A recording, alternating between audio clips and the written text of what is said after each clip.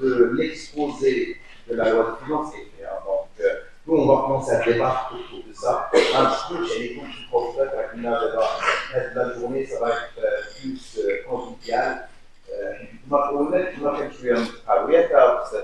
Donc, اليوم غنمشيو سبيسو. Donc, ce qu'on est en train de récupérer, c'est qu'il y a l'objectif d'élargir l'assiette fiscale. Ça, c'est dans l'intérêt du pays. Ça, c'est clair. Donc, on est en train de pousser que le contribuable doit être conscient qu'il doit contribuer, mais en même temps, il y a des chantiers qui sont en parallèle pour assurer l'égalité, l'équité, même s'il y a des exemples. La dernière fois, j'ai pris un petit exemple sur quelqu'un qui prend 100 000 dirhams. À quelqu'un qui prend 100 000 dirhams, on va mettre ça par la Direction générale des impôts. Donc, avec 100 000 dirhams, une personne physique, c'est les Mihani, il va payer un montant. Lesquels filets, il va payer 0%. Lesquels, je ne sais pas, etc., etc. Donc, les 6 rubriques que vous avez citées. Donc, on va avoir différents pourcentages du 15, du 20, du 10. Donc, est-ce qu'on parle de l'équité? Est-ce qu'on parle de l'égalité? Donc, encore, il y a du travail à faire. Donc, je vous de parler de notre cher directeur, Sylvain Daoui. Ça fait la première année, c'est le premier événement avec vous. Donc, ça veut dire que ça fait une année. Ça fait une année que vous êtes sur la région. Vous avez contribué, on peut donner un jugement parce que vous avez fini avec le fait que comment ça se passe aujourd'hui, un contrôle fiscal. Yomkin Wahid, qui m'a parlé tout à l'heure, une confiance entre le contribuable, la Direction générale des impôts, avec une logique qui serait. On va encore continuer sur ça. Donc, par rapport à l'actualité de loi de finances 2025 que vous avez parlé, c'est quoi les enjeux, le changement et les opportunités? Merci, Sir Radi. Bismillahirrahmanirrahim. Assalamu alaikum jami'an. Je voudrais que d'abord remercier M. Radi en sa qualité de président du GM de l'État des Boulots. Il est maintenant cette occasion cet événement à côté de ses éminents experts professeurs. Donc, à côté de ces éminents experts et professeurs, et ce n'est pas étrange à la CGM parce que la CGM et la DGI ont beaucoup de relations très étroites, et on a même beaucoup de conventions qui sont signées entre ces deux organismes. Je cite à titre d'exemple Corridor, qui a été signé en 2020 avec l'ex-directeur général des impôts. Donc le but de ce corridor, c'est de réduire et de diminuer au maximum les litiges opposant l'administration fiscale aux entreprises. Excellent. Il y a également le livre blanc qui a été présenté lors de la réforme fiscale. Tout le monde connaît le livre blanc présenté par la CGM. Exactement. Il y a aussi leur participation dans la relecture du CGI qui n'a pas eu lieu malheureusement. On a tous contribué, mais on attend toujours que, pour répondre à Mme l'expert qui a parlé que le CGI n'est pas bien détaillé. Ça va venir, Inch'Allah. En plus de ça, le CGM nous aide dans la rédaction de nos circulaires avec des propositions et des doléances, bien sûr, qui sont toujours prises en considération. C'est la commission au sein de la CGM. Oui, c'est la commission au sein. Donc je passe aux questions, au thème choisi par cet événement, de la loi de finances, enjeux, changement et opportunité. Et je commence par les enjeux. Donc la DGI, c'est l'organisme qui est chargé de mobiliser les ressources publiques pour l'État. Donc c'est l'organisme qui collecte à soi l'impôt et pour participer au développement économique et social de notre pays. Donc c'est l'organisme qui assure la sécurité financière de notre État. Donc pour cette année, il y a toujours la poursuite de la consolidation de l'État social. Comme vous le savez, c'est un champ qui est initié par notre droit que de l'assiste, c'est la couverture sociale. Et je vais envahir peut-être parler de la CNSS, de l'amour. Comme vous le savez, la dernière fois, notre ministre chargé du budget, lors de sa rencontre avec le CGM, il a avancé des chiffres. Exactement. Et je vais donc le rappeler. On est arrivé à 32 millions d'habitants marocains qui sont couverts par l'amour. 32 millions sur 36. Donc c'est un effort très, très considérable. Cette opération a coûté au budget 10 milliards de dirhams. 10 milliards de dirhams comme dépense. Deuxième point, c'est l'aide directe au profit des ménages diminue. Comme vous le savez, l'État donc commence à subventionner cette famille qui se trouve en précarité. Donc, le montant mensuel varie entre 500 et 1000 dirhams. Mais cette opération a touché 4 millions d'habitants.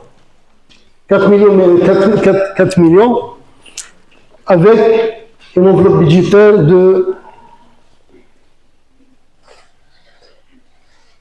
Attendez, pour ne pas dire... 25 milliards de dirhams. 25 milliards de dirhams pour l'aide directe pour ces personnes diminuées. Sans oublier, bien sûr, la compensation, parce que l'État continue toujours à subventionner les produits de base, notamment le gaz, le sucre et la farine bléton. Dans la loi de finances 2025, l'État a réservé 16 milliards 536 millions de dirhams. 16 milliards de dirhams pour subvention. Deuxième enjeu, c'est la poursuite de la mise en œuvre de la loi cadre bien sûr 69-19. Et ça a été expliqué par Madame l'expert. On a commencé par l'IS, la TVA et l'IR, et ça a été convenu de passer de la démarche progressive. Et là, on aimerait tous avoir une situation ou dresser un bilan. Mais je pense que ça sera fait l'année prochaine pour voir, pour répondre à la question du Sénat, un questionnement. Est-ce qu'on est arrivé? Est-ce qu'on a réalisé tout? Ou il reste beaucoup de choses à faire? Et monsieur le ministre, monsieur le directeur général, j'attends toujours des propositions pour améliorer et perfectionner notre fiscalité.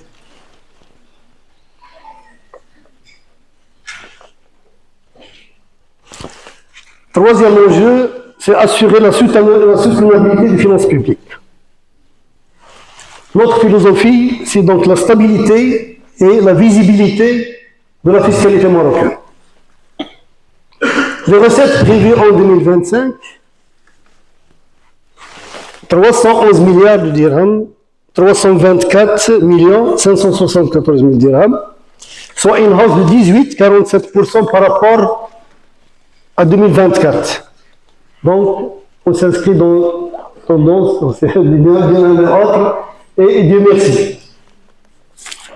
Les recettes fiscales pour l'année 2024, ils ont atteint 242 milliards de dirhams, alors que les objectifs n'étaient que de 211 milliards. Donc c'est une augmentation de presque de 17%.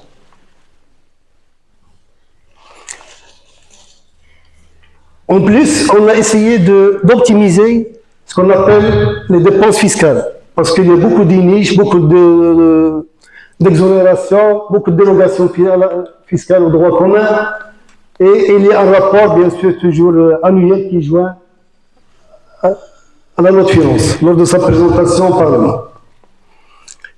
En 2022, ces dépenses, c'était de 37 milliards de dirhams.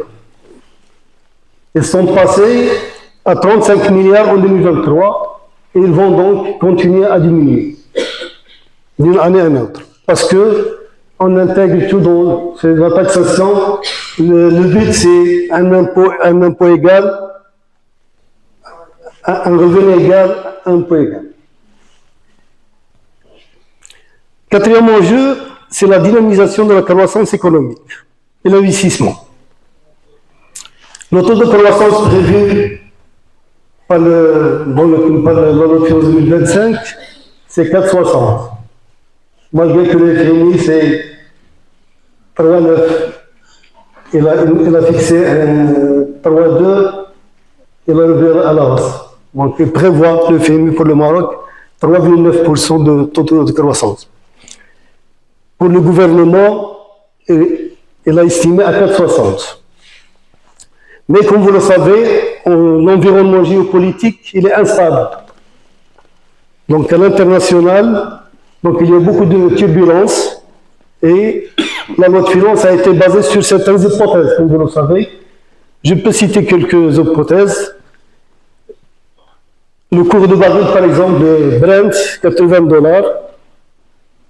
Taux de change, $9,80 dirhams. La production céréalière, 70 millions de quintaux. نتمنى ان شاء الله بيعطينا الشتاء ان شاء الله. غير ترامب عالم 70 millions. سعادة المدير غير ترامب سي ان بارامتر خطر. Oui.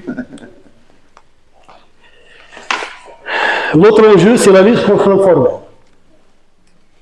L'informel, comme vous le savez, c'est un fléau socio-économique qui pollue notre environnement. Donc tout le monde, c'est pas l'affaire de la DGI, c'est l'affaire de tout le monde.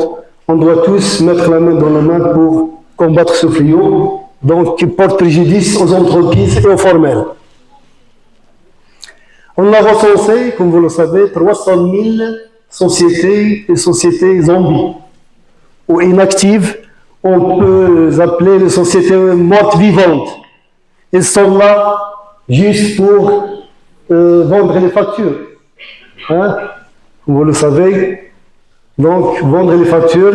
Et malheureusement, on n'a pas dans notre brochure de taxe professionnelle de vendeur de factures. Malheureusement. Oui. Et le dernier enjeu, c'est la fiscalité environnementale. C'est un enjeu. Donc, on doit introduire avec le temps la fiscalité liée donc, à l'environnement, vu la sécheresse que connaît notre pays. Et c'est la raison pour laquelle on a codifié la taxe sur le ciment au niveau des CGI. Et on avait une autre disposition, c'est l'exonération bien sûr de la TSAB pour les véhicules hybrides et électriques. Donc c'est une disposition, mais il nous reste beaucoup de choses à faire sur ce point-là. Parce que la fiscalité environnementale, les écotaxes, c'est très ancien, comme vous le savez. Donc il y avait le Pigou, la taxe pigouvienne dans les années 1920. Donc on est, je pense, un peu en retard pour codifier, introduire des taxes, parce que la pollution, beaucoup de choses, crée des externalités sur le plan économique et des distorsions pour eux. Je passe au deuxième point, les changements. Donc, le premier changement, c'est qu'on essaye de tout codifier avec des procédures claires et stables. Parce qu'on va vers la stabilité. Parce qu'on vivait souvent, chaque année, on a un rendez-vous avec des modifications, beaucoup de modifications. Mais à partir de l'année prochaine et les années qui vont venir, on va tous peut-être constater qu'il y a une stabilité dans notre législation fiscale. Un code un peu stable. Même si on est bien sûr la fiscalité, comme vous le savez, c'est le droit fiscal ou la fiscalité, il est réaliste, il s'attache à une réalité, où la réalité économique et sociale, on perpétue le changement, et donc on doit suivre, faire avec. Mais il y aura moins de changements. L'administration également, je vais parler de notre administration, donc il y aura beaucoup de recrutements, on va passer, peut-être notre nombre va augmenter, Et heureusement pour nous, hein? Oui. Je ne veux pas citer les chiffres. C'est en cours. En cours. Pour les moyens logistiques et la digitalisation, comme vous le savez, dans notre administration, ainsi que l'administration de douane et impôts directs, la CNSS, on est bien avancé dans la digitalisation et personne ne peut nier ça. Mais on va introduire également la data pour les informations importantes. Et l'intelligence artificielle BM, on en parle. Et on va également, on est en train de parler de la facture électronique. C'est pas pour demain, mais l'administration fiscale pense sérieusement la facturation électronique. Nous avons établi un plan stratégique de la DGI, donc 2024-2028. Il est clair, il est publié, tout le monde peut donc nous suivre et voir ce que va faire l'administration, quelle est l'intention de l'administration. Et monsieur le directeur général, il veut tout codifier et toute notre activité sera sous forme de process. Tout est codifié et on reçoit souvent des guides et des manières d'utilisation premièrement pour l'harmonisation de nos tâches à l'échelle nationale parce qu'on ne veut pas laisser de l'arbitraire et pour créer la confiance entre l'administration et les contribuables. Parce que l'administration fiscale marocaine a des relations bien sûr avec les administrations étrangères et il y a des agences de notation et heureusement pour nous, on est classé au 25e rang Doing Business pour le volet fiscalité. On a été classé au 25e rang. C'est cette année. Non. L'année dernière. Et ça fait 10 ans. On a 50. L'aspect, c'est vrai, parce que le doing business a changé de façon de calcul. Parce que le doing business avant, c'était un seul chiffre. Par exemple, en 2022, nous étions à la position 53, mais il englobe la totalité. C'est ce que cette année, ils ont changé le nom, ils l'ont appelé Ready Business. Et il y a plusieurs indicateurs. Donc, la fiscalité prend la position 25. Désolé pour... Non, c'est pas grave. Donc, on assiste à un changement du rôle de l'impôt. Le rôle de l'impôt, c'est la collecte et la redistribution. C'est ça ce que nous avons appris à la faculté de professeur, je pense. Donc, c'est la redistribution. Et ce volet de la redistribution n'était pas très apparent, était quasi absent. Maintenant, avec la réalisation, avec l'augmentation des recettes, on voit ça. Avec clairement, nous avons beaucoup de chantiers qui sont ouverts et nous allons, Inch'Allah, accueillir la Coupe du Monde. Il y aura beaucoup de chantiers, la construction des stades, des barrages, des autoroutes et problème de la sécheresse, le dessalement de l'eau. Donc, beaucoup de chantiers qui sont ouverts et on essaie d'être au rendez-vous, Inch'Allah.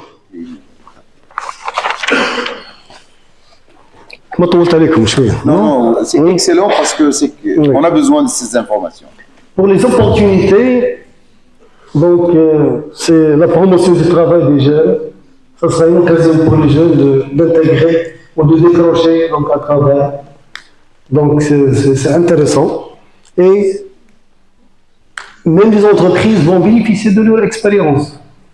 Parce que madame n'a pas parlé de recrutement. En cas de la conclusion d'un contrat à durée indéterminée avec un salaire brut qui ne dépasse pas 10 000 dirhams, il y a une exonération de l'IR pendant 24 mois.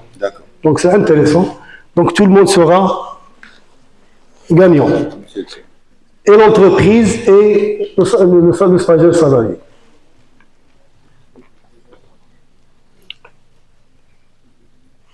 La lutte contre la concurrence déloyale et informelle va permettre aux entreprises organisées donc d'avoir d'autres segments du marché. Donc c'est intéressant, donc c'est une opportunité. Il y a la loi sur les délais de paiement, comme vous le savez. La loi sur les délais de paiement, c'est une loi à part qui est venue modifier la loi 1585 relative au code de commerce. L'entrée en vigueur, c'est le 1er juillet 2023. Mais sa gestion a été confiée à l'administration fiscale. Du fait qu'il dispose des informations, c'est la raison pour laquelle le gouvernement a décidé donc de confier la gestion de cette loi, de cette partie du code de commerce, à la DGI. Et c'est l'occasion pour rappeler aux entreprises qu'à partir du 1er janvier 2025, toute personne physique ou morale dont le chiffre d'affaires est supérieur à 2 millions de dirhams hors taxe doit donc faire attention et doit payer selon les règles de cette loi 69-21 relative au délai de paiement. Ça rappelle.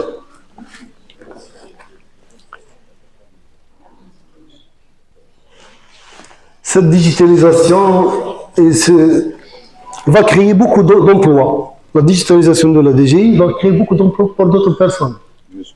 Pour les avocats, les adouls. Il y aura peut-être d'autres professions qui vont naître. J'ai entendu quelqu'un parler des nomades, les digital nomades. Parce qu'une personne peut travailler à distance, par Internet. Donc il y aura beaucoup d'activités. C'est une opportunité à saisir par les jeunes. Pour la restructuration des entreprises et ces régimes incitatifs, on espère avoir des entreprises championnes. Parce que les champions dans le domaine des affaires sont très limités.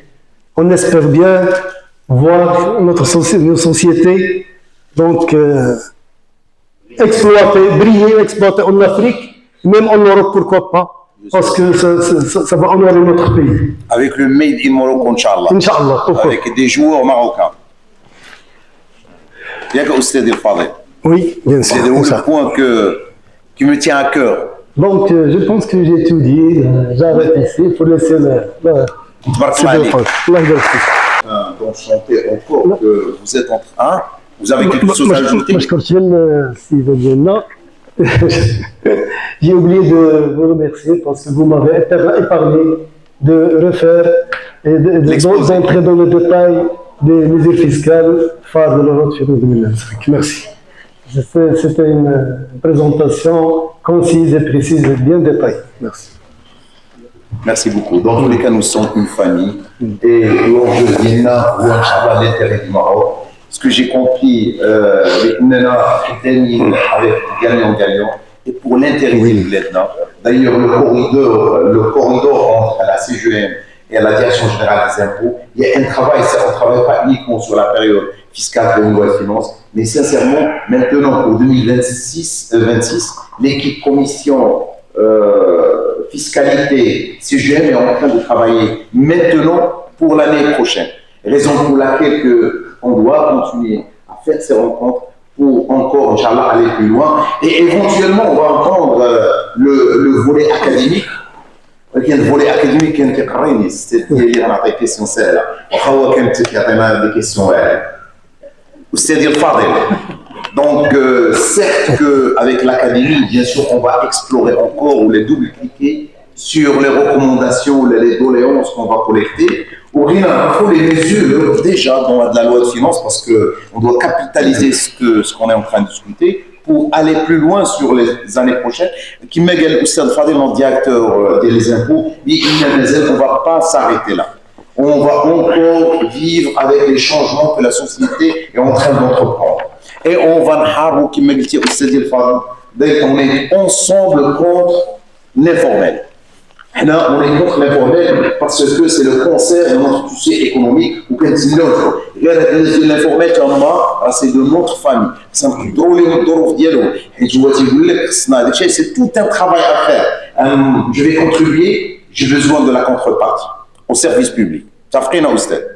Donc, monsieur Tawar, l'oustad Diana, le Fadel, les mesures dans le cadre de renforcement de l'État social. هذا هو لو بوان غيسك سؤال سهل. ما تعرفش حيت مازال دابا عندي الدكتوراه في الكليه. الله يغديرها مزيان. ما تعرف وقتي تجي. Merci, cher ami, monsieur le directeur de la CGM. Je suis président. Président, directeur général. Donc, mes chers collègues, les invités qui sont parmi nous, monsieur le directeur des impôts de Visa, messieurs les experts comptables, honorable assistance. Donc, j'ai pas l'habitude de parler assis, donc vous allez m'excuser, je vais me mettre debout pour pouvoir. L'amphi. Mais vous êtes habillé à des amphis. Oui. Mais je ne restais pas sur place tout le temps. Donc, je vais reprendre arrêter, c'est qu'on parle de combattre l'informel et toutes ces mesures fiscales qui sont reprises dans la loi de finances de 2025 et qui, surtout, suivent les recommandations des assises qui se sont tenues à Bosniaqa en 2019. Donc, on est en train d'avancer dans un chantier qui est très lent, même si on a essayé d'accélérer la cadence avec les fameuses réformes de 23, 24 et 25, également avec les différentes amnisties fiscales qui ont été faites ces 3 dernières années. Également, c'était dans la loi de finances 2024, l'amnistie sur les avoirs et les biens à l'étranger. Donc ça également, c'était une action pour essayer d'attirer un maximum de contribuables hésitants, parce que c'est vrai que l'impôt, dans sa définition générale, c'est un prélèvement qui est obligatoire, sans contrepartie directe. C'est la formule qu'on a essayé d'enseigner tout le temps. Mais ce que les gens ne savent pas, c'est qu'il y a une nuance. La contrepartie, elle est là, mais elle est indirecte. C'est par le biais des infrastructures, des établissements qui sont construits par-ci, par-là. Et là, ça doit nous pousser à avoir une sorte de civisme fiscal. Nous devons contribuer à financer l'État, parce que l'impôt, à quoi il va servir en fin de compte? À financer tous les différents services de l'État, les différentes missions. Donc, lorsque l'école est gratuite, c'est pas pour rien. Il y a des fonds qui sont derrière, il y a des ressources humaines qui sont rémunérées, des bâtiments qui sont construits, entretenus tout au long d'une longue période. On parle de plusieurs décennies. Si on prend juste depuis l'indépendance jusqu'à aujourd'hui, il y avait la construction de pas mal de choses que les gens n'arrivent pas à saisir. Il y avait la construction des barrages, des routes, des autoroutes, des universités, des écoles, des CHU. Cette année, il va y avoir 3 CHU qui seront réalisés d'ici le mois d'avril. Il va y avoir également la réhabilitation de plusieurs établissements scolaires.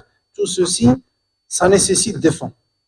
Donc, la loi de finances, c'est pas seulement un document qui est chiffré, qui est là juste pour nous mettre la poudre aux yeux, pour nous donner plein de chiffres qui vont nous perturber. Ce qu'il faut comprendre, c'est que cette loi de finances est en fin de compte le bras financier du gouvernement. C'est à travers cette loi de finances qu'il va essayer de concrétiser son programme gouvernemental et ses promesses électorales.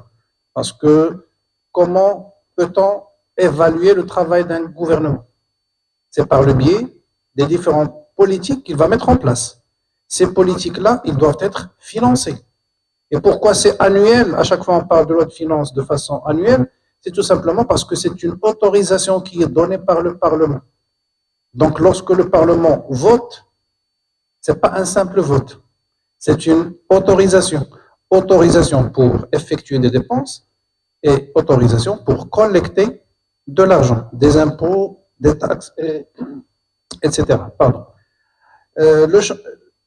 Cette loi de finances de 2025, elle est assez spéciale parce qu'elle s'inscrit dans un contexte national et international qui est très difficile. Nous avons la flambée des matières premières, nous avons des guerres par-ci, par-là, ça va impacter le prix plutôt du baril du pétrole. Parmi les hypothèses de la loi de finances de 2025, ils l'ont situé à $80. On croise les doigts pour que ça continue jusqu'à la fin de l'année sans qu'il y ait une hausse du prix de baril. Parce qu'avec la guerre en Ukraine, la guerre à Gaza, etc., c'est pas vraiment très optimiste comme scénario. Mais toutefois, il y a des indices qui montrent que le Maroc il est en plein essor, qu'il va avancer et nous avons plusieurs atouts. Nous avons dans un court terme l'organisation de la CAF, la Coupe d'Afrique des Nations.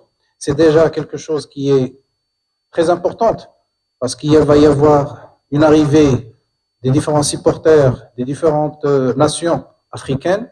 Ça va relancer le tourisme, ça va créer de l'emploi, la construction des différents terrains, leur réaménagement, etc. Ça va permettre également de créer de l'emploi.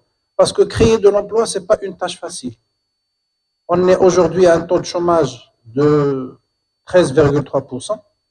C'est un chiffre qui est alarmant. Mais il ne faut pas oublier l'effort qui est derrière.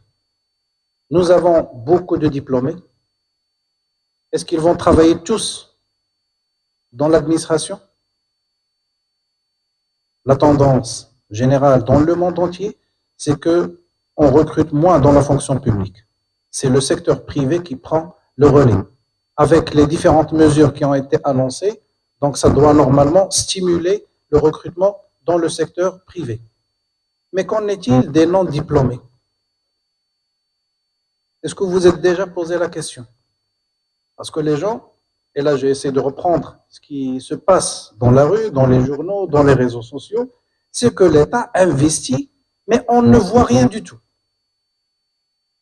Si vous ne voyez rien du tout, c'est qu'il faut descendre dans le terrain pour voir ce qui se passe. Ces investissements, c'est une source de création d'emplois pour les travailleurs non diplômés. Parce que les différents chantiers, lorsqu'on est en train de faire le voyage de Rabat jusqu'à Marrakech, là vous voyez que dans l'autoroute, il y a plusieurs travaux. Qui travaillent? Est-ce que ce sont tous des diplômés? Non, ce sont des journaliers. Donc, là, ce genre d'investissement en infrastructure permet la création d'emplois pour cette catégorie de la population qui est généralement oubliée. Et il en va de même pour la construction des terrains et les autres types d'infrastructures. Donc, en suivant les hautes instructions royales de Sa Majesté le Roi, que Dieu le glorifie, l'État met l'accent depuis une dizaine d'années sur l'État social. Donc, on essaie de mettre l'accent sur le volet social parce qu'il a été dispersé dans les différentes politiques publiques et on le voit dans la structure même des différents ministères, c'est que chaque ministère possède une division, une direction qui va s'occuper d'un certain nombre de projets sociaux. Donc, il faut essayer de rassembler tout ça sous une même coupe pour essayer d'être plus efficace. Donc, cet État social, c'est quelque chose qui a porté ses fruits, qui a donné des prémices l'année dernière avec ces aides directes qui ont été octroyées. Donc, ça a touché, si je me rappelle bien, donc je vais essayer de revenir aux notes, c'est 3,8 millions de familles. Donc, c'est à peu près, comment dirais-je, une enveloppe globale de 26 milliards de dirhams. Donc, c'est quelque chose de très consistant. Si vous voyez ce chiffre et vous le comparez avec l'enveloppe budgétaire qui a été accordée à la caisse de compensation. Nous avons ici 26 milliards et pour la caisse de compensation pour 2025, c'est 16 milliards de dirhams. Donc, ça montre qu'il y a une relation plus d'efficacité, sachant que la caisse de compensation en 2012, elle a atteint 68 milliards de dirhams. Alors, regardez le gap qu'on a dépassé avec les différentes mesures qui ont été entreprises. Donc, dans les différents secteurs qui font partie du social, nous avons le secteur de la santé. Donc, avec la couverture médicale, avec également la réhabilitation des différents centres régionaux les CHU également qui ont été construits. Et d'ailleurs, à Rabat, il y a le CHU de Messina qui a été totalement métamorphosé et ça va permettre de garantir une offre de santé qui est plus équitable et plus large. Nous avons également le secteur de l'éducation avec la réhabilitation et la construction de plusieurs écoles, lycées, collèges et même des universités. Et on va toucher même la zone du sud. Donc, on va y avoir un centre hospitalier universitaire à Kulmim et un autre qui va voir le jour à Dakhla. Et ça va essayer de limiter ces disparités sociales qui existaient au niveau du Maroc entre le nord, le sud, le milieu, etc. Donc, on essaie de toucher un maximum de régions géographiques parce que le budget, il est là. Mais il ne faut pas oublier une chose, c'est que lorsqu'on fait le calcul des différentes enveloppes budgétaires qui ont été accordées au secteur social, c'est l'équivalent de 10% du PIB. On ne peut pas la fixer directement, mais à travers ces différentes politiques, l'enveloppe globale qui est destinée au secteur social, c'est 10% du PIB. Ça veut dire que l'État fait suffisamment d'efforts et essaie de toucher le maximum de population, qu'elle soit vulnérable, diminuée ou même pour la classe moyenne. Bien sûr, on ne va pas être d'accord sur tout, parce qu'il y a également un certain nombre de, comment dirais-je, si on prend juste la fiscalité, on essaie d'élargir la base imposable, bien l'assiette fiscale, mais à chaque fois, on tombe dans le même problème, c'est qu'il y a un secteur informel qu'on ne peut pas réguler. Il y a également, comme l'a dit monsieur le directeur tout à l'heure, des activités qui sont très fructueuses, comme les vendeurs de factures, qui n'est pas répertoriée, elle doit être soumise à la TVA peut-être. La TVA ou bien l'IS, ou bien les deux à la fois. Les deux à la fois.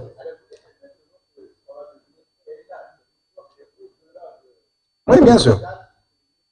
Et là, ça rentre aussi dans le chantier qui a été lancé par les différents gouvernements, et surtout le gouvernement de Arnouch dernièrement, parce qu'il était obligé de respecter le calendrier de Maroc 2030 concernant la transformation digitale de l'administration. Donc, en 2025, il va y avoir l'entrée en vigueur de la signature électronique obligatoire pour l'administration. Donc, toutes les administrations doivent se mettre à niveau parce qu'on a laissé un certain, je crois, 3 ans, un délai pour qu'ils essayent de se transformer, de s'adapter. Mais à partir du janvier 2025, là c'est fini, il doit y avoir cette signature électronique pour faciliter l'échange. La direction des impôts elle est très avancée dans ce domaine parce qu'elle a entamé ce chantier avec le simple CPE, avec la télédéclaration, etc. Et il y a également la douane, qui est également le concurrent de la DGI. Mais cette année-là, il va y avoir toutes les administrations qui doivent suivre le mouvement. Ils seront obligés de s'aligner avec cette nouvelle politique. Le but de tout ça, c'est que nous puissions être à la hauteur des différentes opportunités qui se présentent. Nous avons le mondial de 2030, c'est un chantier qui est énorme et c'est un chantier qui est coûteux. On ne peut pas laisser passer cette occasion parce qu'il faut se rappeler ce qu'en 1982, l'Espagne a décollé grâce au mondial de 82. Donc l'infrastructure qu'on voit aujourd'hui en Espagne, c'est je crois à 60%, 50%, a été réalisée en 1982 lorsqu'elle a organisé le mondial pour la première fois. Donc c'est un événement qui va avoir un impact sur tous les plans, sur le plan touristique, infrastructure, économique, création d'emplois, tout ce que vous voulez. Et espérons que tout le monde suit le mouvement. La CGM elle a pris l'initiative d'organiser cette rencontre pour essayer de parler juste de la loi de finances de 2025, mais là, indirectement, on est inscrit dans un processus qui va se terminer en 2030. Et les chantiers sont ouverts de partout. Donc, que ce soit pour la digitalisation, que ce soit pour le social, que ce soit pour les différents secteurs. Donc, heureusement, c'est que je vois, il y a un public qui est très jeune, certainement des étudiants, des personnes intéressées par le domaine. Et là, ça montre que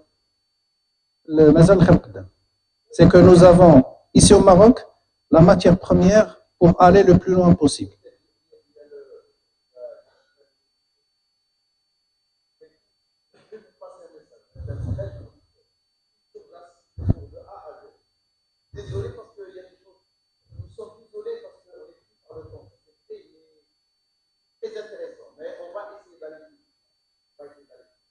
on va... Bien reçu, c'est Mustafa. Ça fait, on va... Donc, je ne vais pas aller plus loin. On va laisser peut-être l'occasion au débat, pour les questions, pour essayer d'éclaircir. Si vous avez bien sûr des questions, on va essayer de les éclaircir au fur et à mesure. Donc, je vous remercie. Merci pour votre attention. Et